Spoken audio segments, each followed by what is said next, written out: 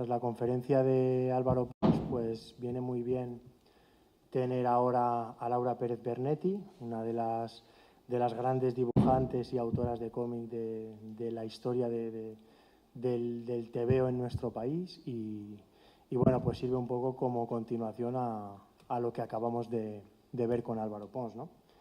Laura Pérez Bernetti es ilustradora y dibujante desde los años 80, con las primeras publicaciones que comienza a desarrollar en la revista El Víbora.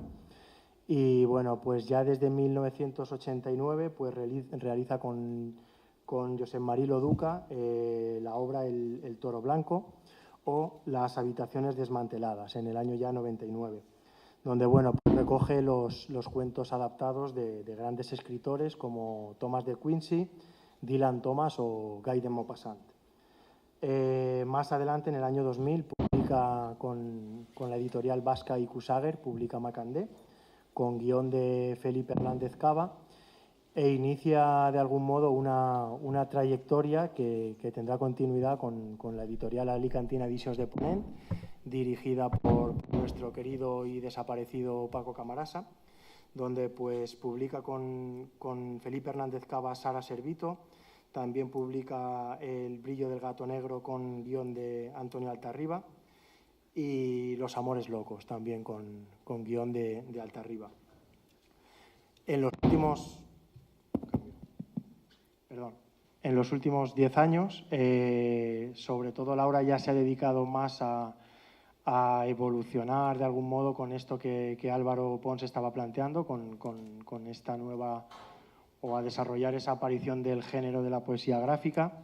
Y bueno, pues ha mostrado al mundo pues la vida y la obra de grandes poetas llevada a la historieta, como es el caso de Fernando Pessoa con la obra Pessoa y compañía, Pessoa y Cía, el caso Mayakovsky en 2014, Poemic en el año 2015, 8 poemas, la novela gráfica en el 2016. También Jo Rilke, y la última obra que ha publicado hasta la fecha, si no me equivoco, Laura, es Viñetas de Plata, con guión, obra con la cual ha llevado a la poesía gráfica lo que son las poesías del Premio Nacional Luis Alberto de Cuenca. Su obra está traducida a infinidad de países, como Italia, Francia, Portugal, Alemania, Argentina, Suecia, Inglaterra o Suiza. De enhorabuena también este año con ella, pues bueno, cuando ya fui a hablar con ella a Barcelona este año porque quería sí o sí tenerla en las próximas jornadas de Alicante, y qué alegría me llevé yo y por supuesto ella y todos los que amamos el cómic cuando bueno, pues recibió el gran premio del Salón Internacional del Cómic de Barcelona a toda una trayectoria, ¿no? Homenaje y premio merecidísimo y bueno, pues ese gran premio reconocido por el Salón del Cómic de Barcelona.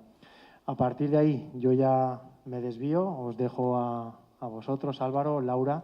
De verdad, muchísimas gracias por estar aquí con nosotros. Buenas noches y bueno, os dejo a vosotros, ¿vale?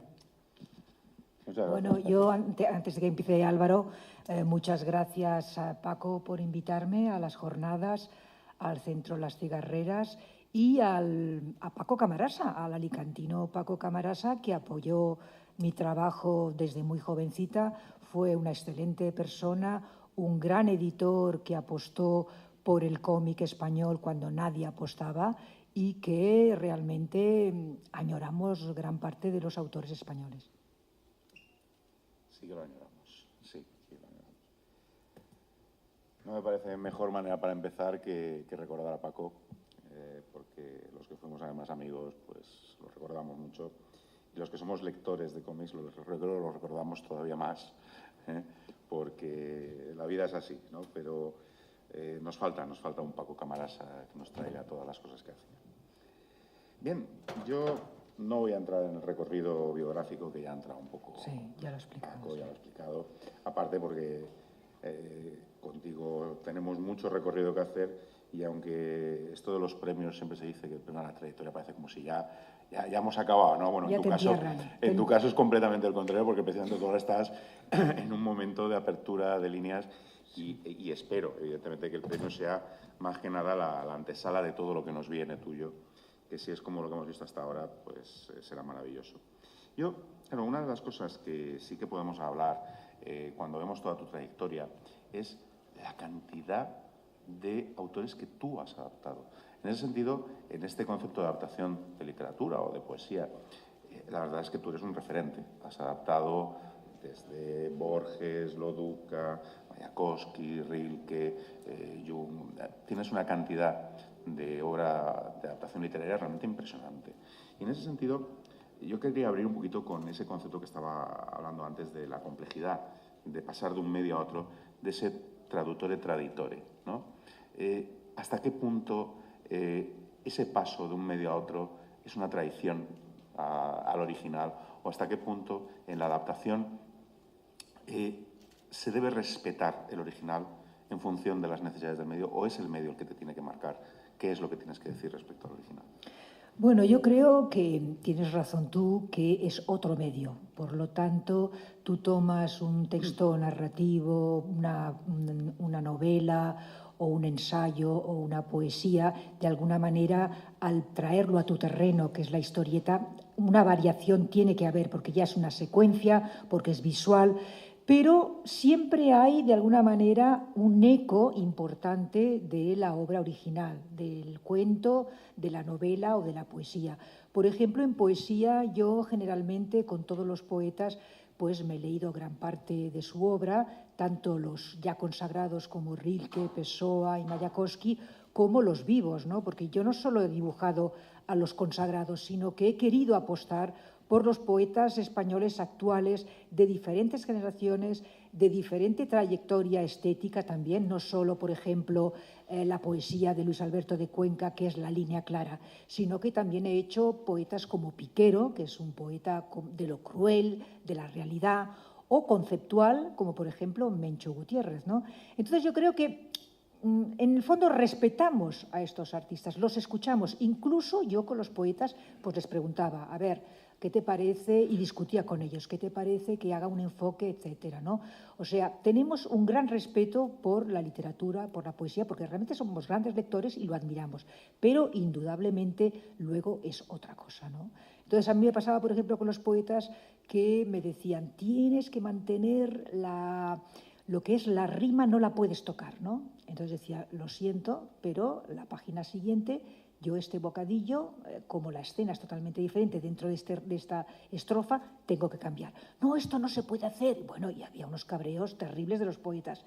Y cuando veían el poema dibujado, te lo agradecían. O sea, ninguno de los poetas que yo he dibujado, incluso cuando una estrofa ha sido dividida, me han dicho que he hecho una animalada. Al contrario, o sea, al ver, se quedaban, o sea, como estupefactos de que de sus poemas surgieran esas imágenes.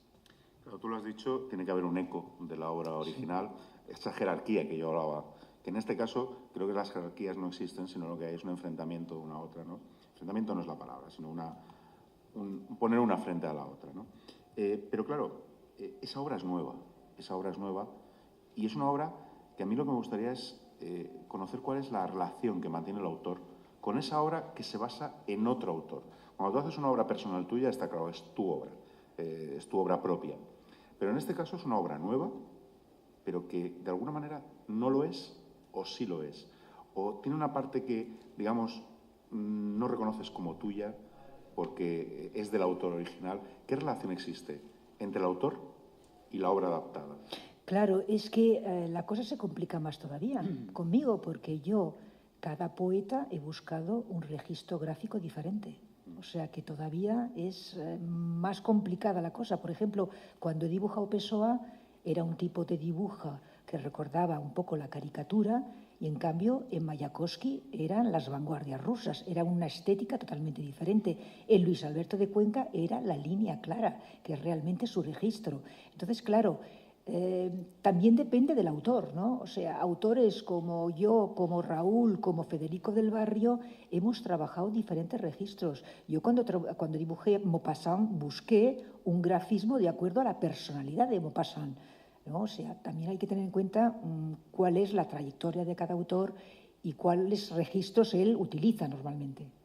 Claro. De hecho, esa variedad de registros, me gustaría que viéramos un poquito, es increíble en tu obra. O sea, tú puedes efectivamente, con obras como, por ejemplo, El toro blanco, donde vamos a ver elementos gráficos relacionados con la cultura micénica.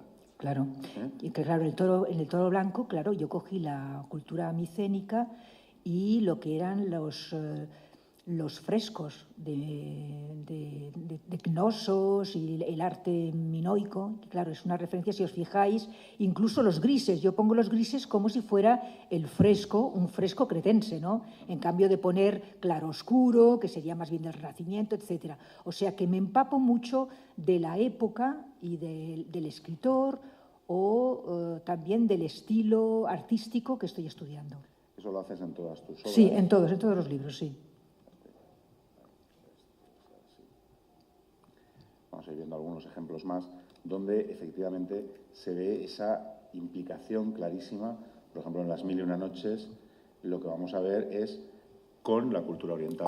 Claro, la India, todo lo que es la cultura india, la china, Pakistán y árabe de la zona de la obra. Las mil y una noches, como sabéis, es una obra que es una mezcla de diferentes culturas. Entonces, claro, yo tuve que investigar en estas diferentes culturas y mezclarlas.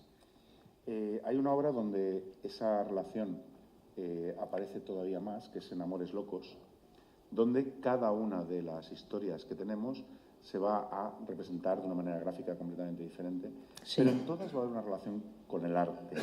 Hay aquí un curioso metalenguaje, por así decirlo, de cómo el propio estilo modifica la historia en cierta medida, ¿no? Claro, sí. Indudablemente el dibujante reescribe y varía. Y además, yo generalmente cuando trabajo con un guionista, por ejemplo, quizás el guionista me pone 4 viñetas por página, pero yo le añado 6 o añado una página. O sea, claro, muchas veces el dibujante cambia la narración porque añade páginas, alarga escenas, como si fuera cinematográficamente, hace más lento determinados pasajes. Depende del dibujante, pero yo, claro, con algunos guionistas, por ejemplo, con esta página, por ejemplo, me la inventé yo. Esta página, que es un poco como las pinturas de las grutas, no están en el guión de Altarriba. En cierta medida, en tu caso sí que es evidente que el estilo es un elemento retórico, sí, como tal, de la narración gráfica. Y lo vemos como lo vas cambiando en todo momento. Pero claro, en todos estos estamos hablando de narración. Pero cuando pasamos a poesía gráfica hablamos de un elemento no narrativo.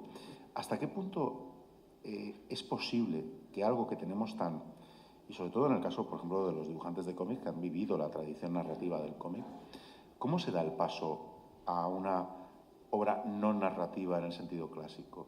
Porque supongo que debe suponer un cambio radical, de decir, no puedo seguir las normas que tenía hasta ahora. Claro, yo creo que sobre todo es la elipsis, ¿no? En el cómic es muy importante la elipsis. Claro, al tratar la poesía, tienes que buscar un tipo de narración en que la elipsis sea poética, en que las imágenes sugieran de alguna manera un lenguaje próximo a lo poético, ¿no? O sea, tanto en el ritmo de la página como en las imágenes que has elegido, como lo que decíamos, los silencios, ¿no? O sea, entre una viñeta y otra viñeta puede haber grandes saltos, como puede haber una secuencia que arrastra la cámara como si fuera cinematográfica, ¿no? Entonces es buscar en el cómic aquellos elementos que se acerquen a lo poético, ¿no? Tanto en las imágenes como en el trazo, como en el tratamiento de los silencios, de las elipsis, de los tiempos entre viñeta y viñeta, ¿no? Lo sugerente que tiene la poesía, que no aparece tanto en novelas y en cuentos, por ejemplo, buscar esos elementos que puede aportar el cómic que se acerquen a un lenguaje poético. Claro, evidentemente hay algunos elementos que puede costar más que otros. ¿Cuáles son los elementos propios de la poesía que te ha costado más incorporar a tu lenguaje gráfico? ¿El ritmo, la rima, el ritmo de lectura? Bueno, lo más difícil es cuando los poetas no son absolutamente nada visuales, ¿no? Cuando el poema, lo principal es la música, la musicalidad. Entonces, en estos momentos es un reto, son los que más cuestan, a veces lo pasas muy mal. Yo a algún poeta le he tenido que decir, oye, no te puedo dibujar, es que no es posible. O sea, no se puede pasar tu poema a una secuencia. Pero sobre todo aquellos poetas que se alejan totalmente de lo visual y de lo narrativo o de la secuencia de cómic. Los que están totalmente apartados se pueden llegar a dibujar, como por ejemplo los ejemplos que has dicho, abstractos, etcétera, pero supone, claro, un salto gigantesco respecto a la narración del cómic. Porque tú lo que sí que has hecho en todas tus adaptaciones es respetar la parte literaria, de texto. Claro, eso también supone una limitación, es una autolimitación importante. No, porque si realmente te entusiasma el texto, al contrario, es como un subidón, ¿no? O sea, como diciendo, es que te entra una pasión por dibujar aquello, más que una limitación y una castración de tu libertad creativa, es todo lo contrario, es un empujón a ganas de dibujarlo. Me recuerda un poco cuando los dibujantes franceses de Louvapeau, que el Louvière de Bande Dessinée Potentiel, eran unos dibujantes que lo que hacían es autoimponerse limitaciones para dibujar. Y ellos decían, pues voy a hacer una historieta que va a tener solo 4 viñetas, que voy a hacer cada vez una cosa, ¿no? Y ellos se retaban entre ellos a hacer historietas que solo apareciera, por ejemplo, 2 personajes, que en todas las páginas tuviera que aparecer un determinado esquema. Y todos coinciden en lo que tú estabas diciendo, la motivación por superar esa limitación. No es doloroso, es al contrario. Es motivador y que realmente, en alguna manera, esa libertad total les venía mal, que precisamente la existencia de limitaciones les venía muy bien. Esto es algo que el cómic ha tenido siempre, ¿no? El cómic sí, por ejemplo, mi libro Poemic, claro, en 2 viñetas tenías que explicarlo todo. Entonces, claro, es una limitación. Dices, tienes que decirlo todo en imágenes claros, en un espacio pequeñísimo, ¿no? Por lo tanto, era una exigencia de reducción, de síntesis y, por lo tanto, claro, es apretarte el cinturón. Vamos a ir viendo algunos de los ejemplos. Por ejemplo, en Pessoa, aquí evidentemente hay 2 elecciones que yo creo que son muy interesantes. Una es, por un lado, el uso de los heterónimos, que en el caso de la obra de Pessoa es fundamental. Claro. Y tú los incorporas dentro del lenguaje visual de la obra de una manera clarísima. Aquí vemos también bocetos, pero los heterónimos son fundamentales en la obra de Pessoa, ¿no? Claro. Es que yo, precisamente, el primer poeta que dibujé fue Pessoa, aparte de porque es uno de los más importantes del siglo XX, porque tenía estos diferentes heterónimos. Igual que yo tengo diferentes grafismos, diferentes personalidades gráficas, quería dibujar un poeta que en poesía ha hecho algo parecido, ¿no? Y por eso elegí a Pessoa. Lo que pasa es que, si bien casi toda tu obra, casi toda, no voy a decir toda, es en blanco y negro, tú has sido siempre una gran maestra del uso del blanco y negro, aunque también has utilizado el color de una manera brillante. Claro, casi siempre en la poesía gráfica que has hecho, el color, digamos, ha sido poco habitual, pero precisamente en Pessoa introduces un cromatismo muy violento. Sí, que es de acuarela. Sí, porque yo hice la biografía en blanco y negro y los poemas de Pessoa en color, porque Pessoa tuvo una vida aburridísima, era un oficinista, entonces yo quería marcar, incluso gráficamente, o sea, la explosión creativa de Pessoa en sus poemas, en color loco, respecto a una vida gris, blanco y negro. Además, si te fijas, casi todo es fotográfico, de la época, etcétera. Quería marcar realmente esta escisión de la personalidad entre una vida aburridísima de oficinista, de que no ha salido de la oficina en toda la vida, y una creación loquísima de múltiples personalidades, de varios heterónimos, de una imaginación loquísima. Hay también en esta primera obra de poesía gráfica que haces una apuesta por la declamación del personaje. El personaje declama. Cuando habla, evidentemente, no está hablando en el sentido habitual, sino que está declamando un verso. Pero también juegas mucho con la representación del personaje de una manera muy expresionista. ¿Por qué eliges precisamente esa primera persona tan clara dentro de la poesía gráfica? Porque, yo lo que me interesaba del poeta, por ejemplo, he puesto la biografía, ¿no? Primero biografías, porque yo creo que los artistas, supongo que aquí habrá algunos, es importante saber la vida de los artistas, porque es muy difícil dedicarse a dibujar, a pintar, a hacer música. Entonces, yo creo que todo el mundo debería saber, por ejemplo, cómo Pessoa pudo hacer esa obra con determinada vida, ¿no? Y entonces yo creo que es eso, que para comprender la obra de cualquier artista es importante ese personaje que habla. Bueno, pues yo he tenido esta vida y yo pienso esto, ¿no? Pero no es un ego de león, ¿no? Sino que es sencillamente una confesión, ¿no? Pues yo pienso así, siento así, he vivido así. Hay también una elección simbólica que es la representación física de la persona, con las cabezas exageradamente representadas, ¿no? Sí, sí, sí. Empezó a hice un poco caricaturas, si os fijáis, o sea, sobre todo lo típico de muchas caricaturas es la cabeza grande, sobre todo en el siglo XIX, y el cuerpo pequeñito. Y es lo que utilicé sobre todo con Pessoa, ¿no? Porque Pessoa tiene algo de personaje de película en blanco y negro de humor, ¿no? Y entonces me parecía que, ¿no?, con ese bigotito y esas gafitas y tal, que le convenía este tipo de estilo. Para tu siguiente obra de poesía gráfica, el cambio es radical. Sí. El cambio es completamente radical porque pasamos de este Pessoa casi lírico a la contundencia de Mayakovsky, propagandística casi, ¿no? Claro. Donde necesitas tener un cambio de nuevo de estilo absolutamente radical. Sí, por ejemplo, yo en Mayakovsky pues cogí todo lo que es la época de la Revolución Rusa, Rodchenko, los suprematistas, o sea, toda la época, los constructivistas, el futurismo, y cogí un rojo porque en esa época estos artistas eran pobres y no podían hacer cosas en color. Y entonces utilizaban blanco, negro y rojo, por eso utilicé como ellos estos tres colores. Y me basé sobre todo en la obra de Rodchenko, en las vanguardias rusas de esa época. Sí, sí. Utilizas también muchas referencias, siempre utilizas referencias artísticas, pero en este caso particular utilizas al cartelismo. Sí, sobre todo, claro, es que Mayakovsky y Rodchenko tenían un despacho de publicidad. Entonces hacían sobre todo lo que era publicidad, manifiestos, carteles, sí, sí. También otro aspecto que es importante en esta obra es el uso de la palabra, del propagandismo dentro de una manera, de una forma, sí, una representación simbólica. Sí. Aquí podemos ver como, por ejemplo, en la figura, creo que lo vemos ahí, lo que es las ropas son periódicos. Utilizas el collage y una representación simbólica de el propio personaje es la propaganda, ¿no?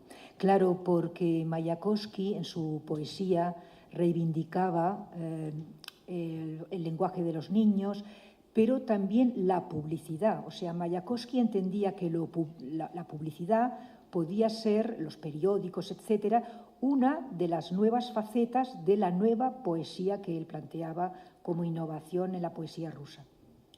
Aquí hay algo que se ve muy bien en la obra de Mayakovsky. Vamos a coger alguna como esta, por ejemplo, donde se ve muy bien el uso simbólico de la palabra. Es precisamente eso que yo comentaba de los dos canales que tiene el cómic, ¿no?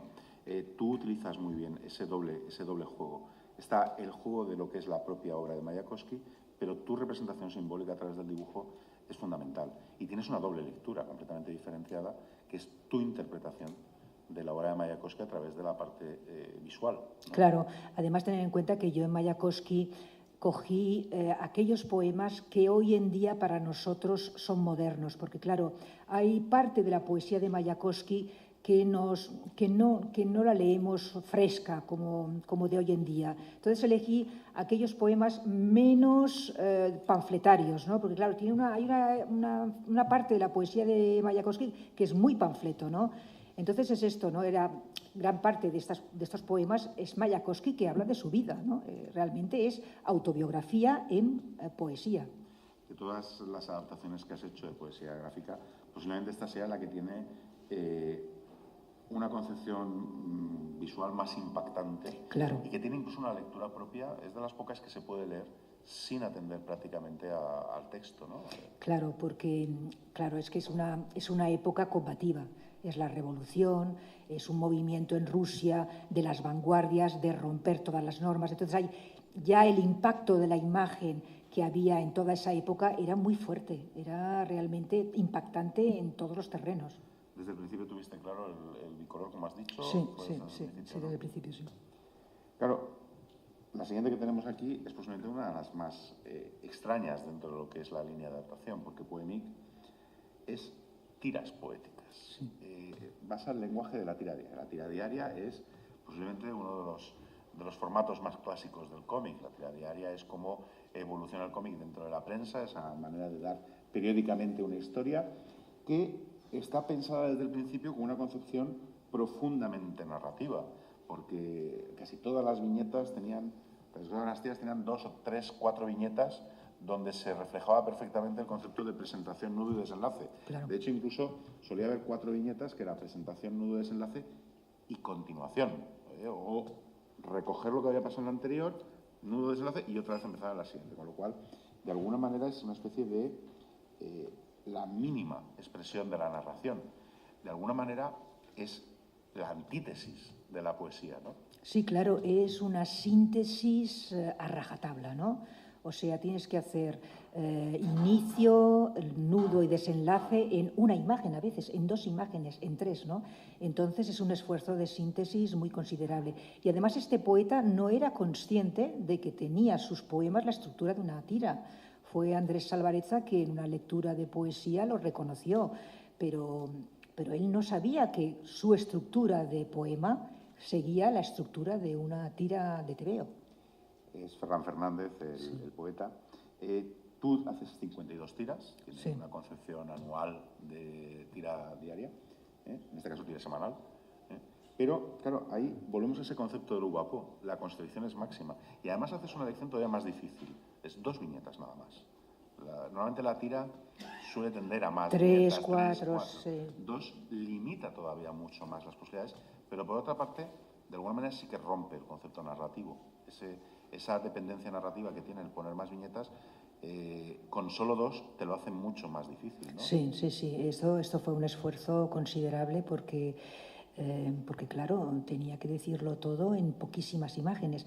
Pero resulta que ayer tuve una conferencia en la Biblioteca Can Fabra de Barcelona con un teórico catalán que se llama Iván Pintor, y utiliza Poémic. Él da clases de cine y de cómic en la Universidad Pompeu Fabra. Utiliza el Poémic porque en un librito muy pequeño se puede explicar la narración cinematográfica y la narración tebeística.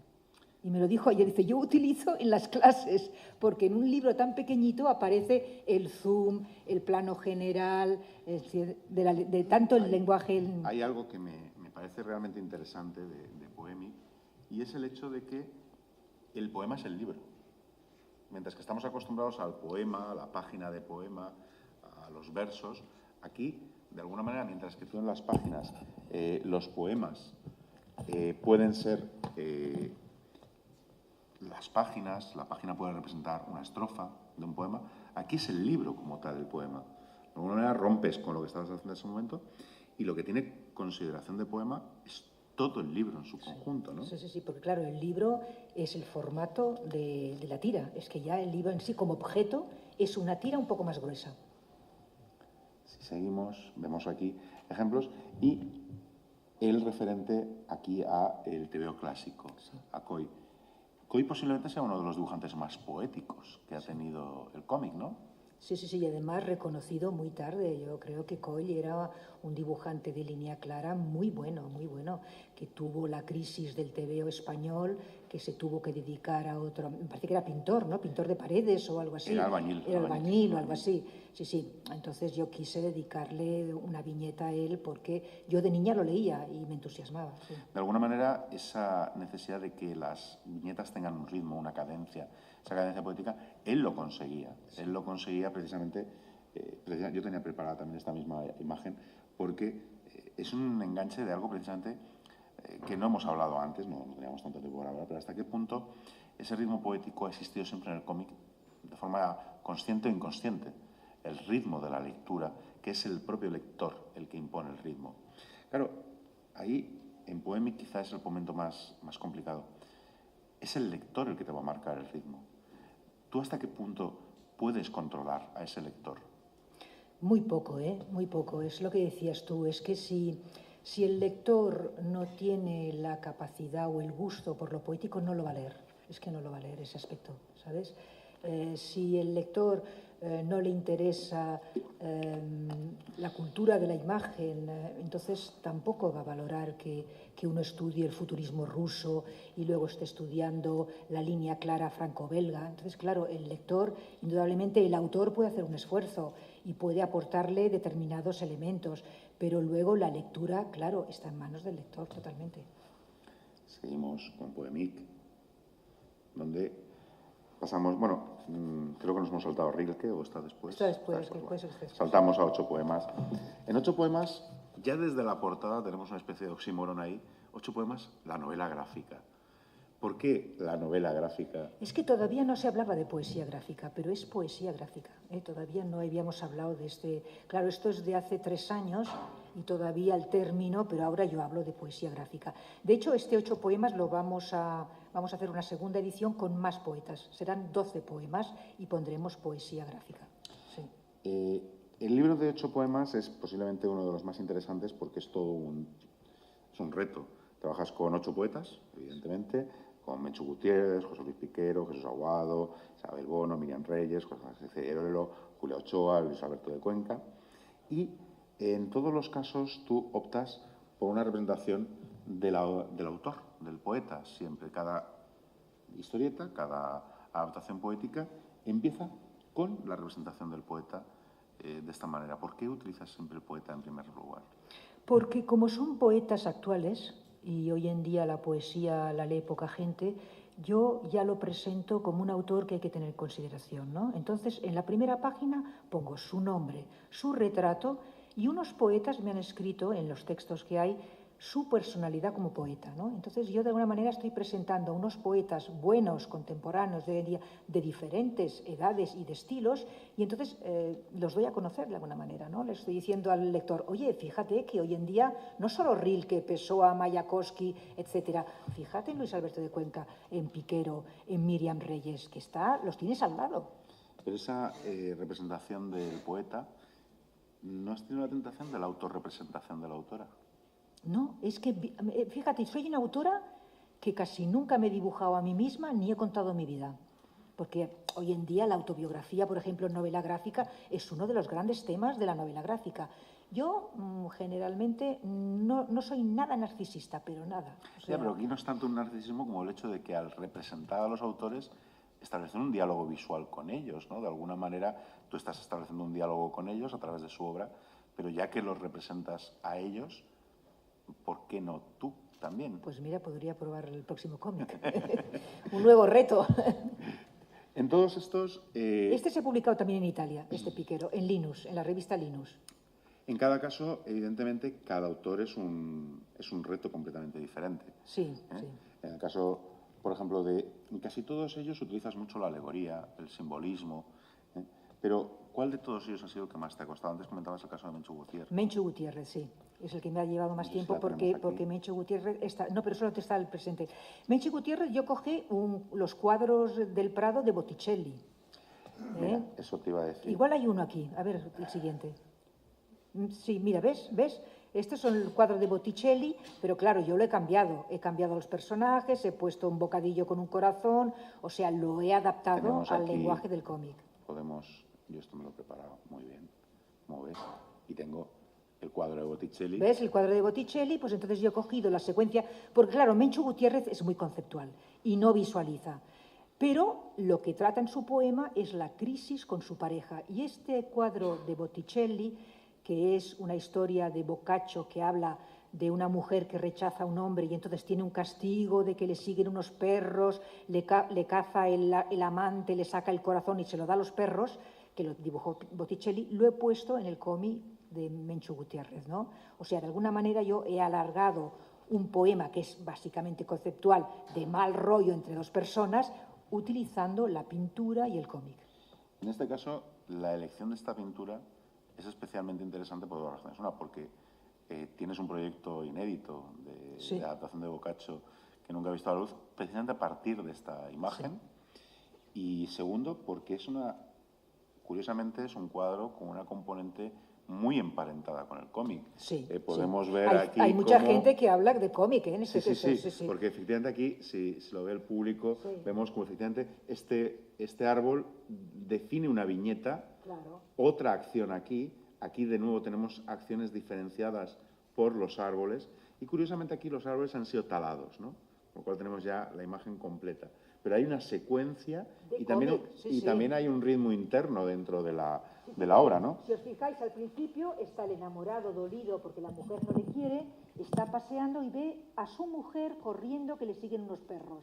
Y le sigue, claro, sigue la narración, ¿veis? Se asusta el amado, el amante, y ve que el personaje le saca el corazón. Luego aquí la imagen de los perros comiéndose el corazón. Realmente es un cómic.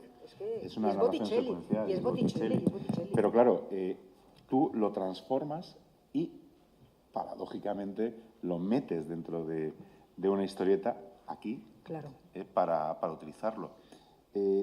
¿Pensaste en esta obra precisamente por esa secuencialidad o porque ya habías trabajado con ella previamente? Porque ya había trabajado con ella hace unos años y porque explicaba muy bien dentro del arte de la pintura, y además ten en cuenta que Botticelli también es un autor de línea clara, porque claro, el Renacimiento era línea clara. Me convenía mucho dentro de esta historia que no había nada referente en este poema a lo imaginativo, a la imagen y a la lectura de las imágenes, poner algo exorbitante, algo realmente como una explosión de caballos, de perros, de personajes, lo contrario de lo que expresaba la poeta, que era muy conceptual, muy fría. Claro, ¿qué te dijo la poeta que...? No, le encantó. ¿Qué diálogo tuvo? Porque claro, la reinterpretación es radical en este caso. Sí. No, te digo que yo me he sorprendido porque todos al principio me decían de todo. ¿Qué vas a hacer con mi poema? Ay, por favor, no, que el cómic no me interesa y tal y cual. Y todos, no, lo han agradecido, la verdad, sí. Seguimos, Jesús Aguado. Jesús Aguado, que es humor, ¿veis? En este caso. Es un poeta que reivindica la felicidad y el humor. Y efectivamente trabajas con una representación ya humorística, incluso hasta en la propia distribución de página, muy relacionada con Bruguera, con el gag, ¿no? Isabel Bono, que también es quizá la más realista en el planteamiento que haces. Y Figuerolo también, y Julia Ochoa, que tenemos. Y Julia Ochoa, que es la naturaleza, el hombre y la naturaleza y el sueño. También, de nuevo, los elementos simbólicos y también la introducción de elementos ajenos, como en este caso los estilos, ¿no? Vuelves a introducir otros estilos que rompen la dinámica previa del poema. De alguna manera, todos estos poemas, la lectura que haces es muy invasiva, ¿no? de lo que es la lectura del poema, en tanto en cuanto estás modificando conscientemente. Sí, constantemente y radicalmente. Pero me lo han agradecido, te digo. Es que yo también aluciné, de que dijeron, ¡ay, qué bien! El caso de Luis Alberto de Cuenca es paradigmático porque... Claro. Esto me lo aconsejaron los poetas. Me dijeron, oye, pero si Luis Alberto de Cuenca siempre ha leído cómics, está influida, pero radicalmente su poesía por la línea franco-belga, por los tebeos, tienes que dibujarlo. Y entonces le dibujé el libro Viñetas de Plata. De hecho, este poema que aparece aquí, Isabel, aparece luego en Viñetas de Plata y es el precedente de lo que es la adaptación, ¿no? Otro de los poetas que tratas es Jo Rilke. En todo momento estás teniendo bandazos realmente espectaculares. Estás buscando poetas que son radicalmente diferentes, ¿no? Sí. Rilke es más hermético, más... Enrique, de nuevo utilizas la misma estructura que con Pessoa, la biografía y luego la adaptación. Y la adaptación de los poemas. De los poemas. Pero es más realista, es un tipo de dibujo más realista. Y sin embargo es más hermético. Sí. Rilke era... ¿La elección de un estilo más realista es precisamente para romper ese hermetismo? No, era sobre todo por lo que a él le gustaba en el mundo del arte, lo que él prefería en el mundo del arte, no determinados artistas que él eligió. Hay una labor que no vemos, aquí estamos viendo los bocetos. Sí, para que veáis un poco el... Pero que es la investigación previa precisamente sobre los gustos de los autores. Es algo que has utilizado mucho, sí. Que has utilizado investigar la biografía del autor y también, para interpretar. También, qué lee, claro, qué lee, qué pintores. Rilke, claro, estuvo más influido por la pintura y la escultura que por la poesía. Entonces, claro... Eso es algo que... Eso es raro en los poetas, ¿eh? Sí, que no sea un poeta el que les influye, sino un pintor, un escultor. Es una labor absolutamente invisible por tu parte, porque uno piensa solo en la adaptación del poema, pero tú vas más allá. Tú lo que buscas es cuál es la interpretación del autor, qué sería, de alguna manera, la traslación visual que haría ese autor, ¿no? Sí. ¿Cómo lo vería él con los ojos de poeta suyos? Y este es el último, el año pasado. Viñetas de plata. Viñetas de plata. Veis aquí el retrato de Luis Alberto de Cuenca y personajes de sus poemas. La mujer sin cabeza, es un poema que es como un guión de cómics, tal cual, ¿eh? Realmente, Luis Alberto, yo cuando se lo dije, sí, has puesto tal cual cada viñeta, no tuve que hacer ningún esfuerzo para adaptarlo. En ese sentido, Luis Alberto está claramente, tú en uno de los en varios casos lo haces, muy influenciado por la cultura popular. Sí. Y tú lo has trasladado aquí también de nuevo, ese gusto del poeta por su particular afición, por sus particulares vicios, está siempre mostrado dentro de lo que es la obra, ¿no? Sí. Entonces aparece pues, los temas que ha tratado él siempre en su poesía, la serie negra, el amor, la melancolía. También aparece el bullying de los niños de hoy en día. Hay algún poema de Luis Alberto que trata del miedo que tienen los niños en el colegio frente a determinados compañeros o frente a la clase, ¿no? Y que es hoy en día un tema muy actual. Hay una imagen muy curiosa dentro de esta obra que es la autorrepresentación de Luis Alberto de Cuenca, que lo haces de forma naturalista, pero luego también de forma simbólica. Claro. Del hombre lobo, ¿no? Sí, porque claro, como él tiene el poema que habla de que el hombre en realidad es un lobo de los demás y de sí mismo, pues le puse a él, digo, sí, pues vale, pues ahora tú también. ¿No? Que además entronca con la propia carrera de Luis Alberto, que fue el letrista de la Orquesta Mondragón, precisamente de esta actuación de Boris Vian, de Lobo Hombre en París, ¿no? Hay un juego... Aparece el lobo, mucho en su poesía. Tenemos aquí el de Isabel que hemos visto antes. ¿El que habéis visto? Y de nuevo la utilización de los elementos pictóricos ajenos. Archimbolo. Posiblemente no se me ocurre ningún pintor más ajeno a Luis Alberto de Cuenca que Archimbolo. Exacto. Tú lo introduces de una forma natural dentro de la... Sí, porque Luis Alberto es la síntesis, la línea clara, la limpieza y es precisamente las antípodas estéticas de este pintor. Pero junto a las antípodas...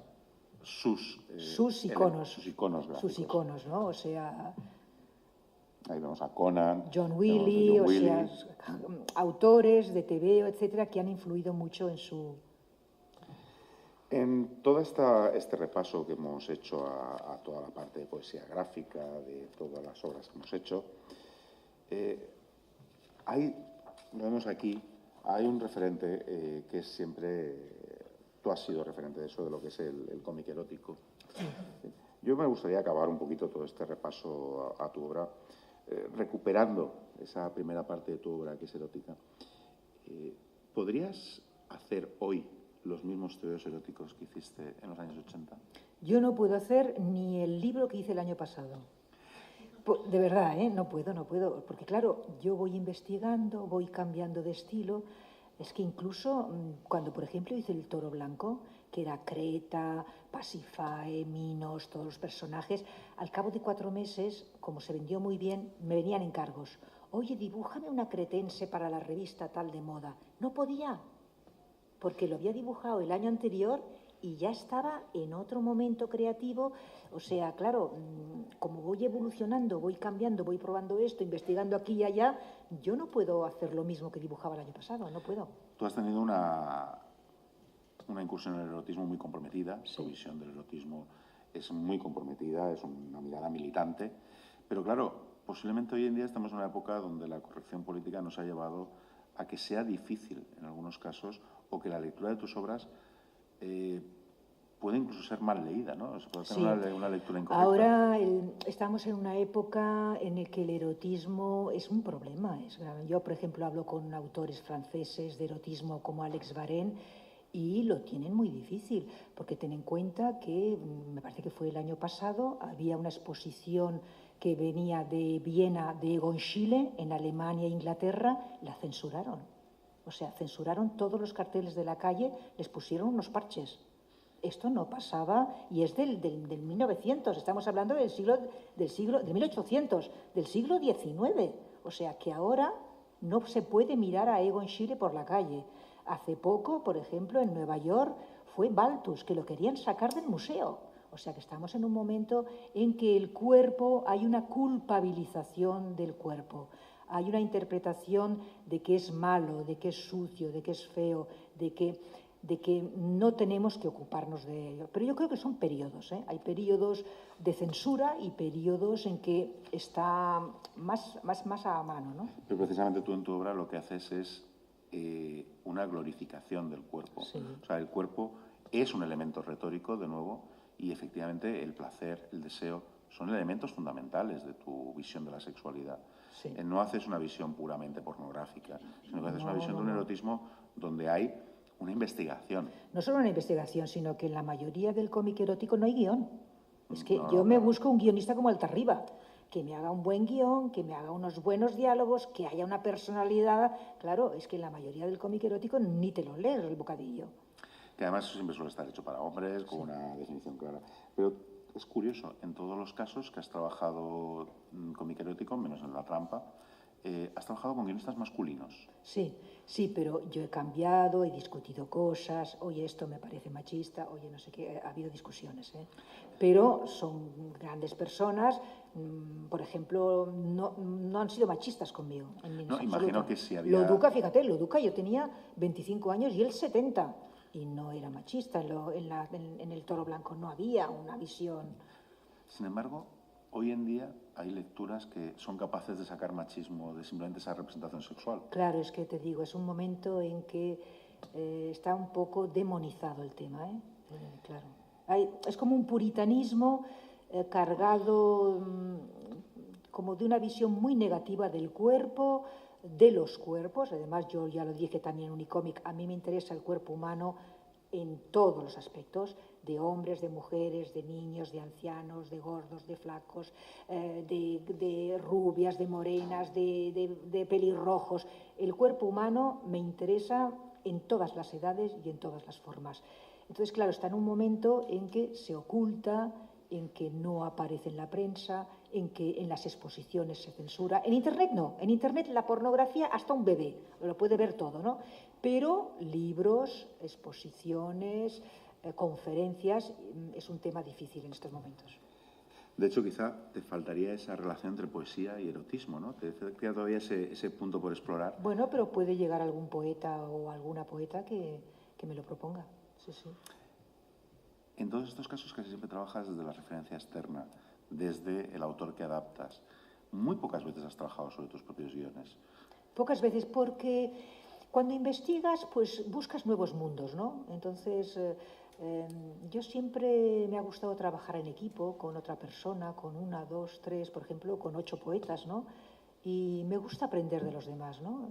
Aparte de mi mundo personal, que siempre aparece en el trazo, en los temas que escojo, en cierta frontalidad de cómo presento las cosas, eso aparece de por sí, porque es tu estilo. Me gusta aprender de los demás, ¿no? Sí, pero de ese aprendizaje ¿no se genera también la necesidad de a lo mejor expresar algo personal? Aparece también, ¿eh? También aparece a través de lo que ellos cuentan. Cuento lo que te digo, por ejemplo, en los cómics eróticos, yo corregía cosas y ponía cosas que yo pensaba o yo sentía. En los poetas también yo le decía, oye, aquí esta frase, pues voy a poner lo que yo quiero. Al final, realmente, es lo que decías tú, es sobre todo el dibujante. Claro. En todo este camino que has hecho, llevas ya muchos años con el tema de poesía gráfica. ¿Tu próximo paso va a seguir siendo la poesía gráfica o piensas abandonarlo, dejarlo reposar? No, mira, ahora en enero publico una novela gráfica sobre el libro Vidas Imaginarias de Marcel Schwab, por lo tanto narrativa. Pero ya estoy preparando el poeta, o sea, voy a poner uno de narrativa, que son los cuentos de Vidas Imaginarias de Marcel Schwab, pero el siguiente será poesía, sí.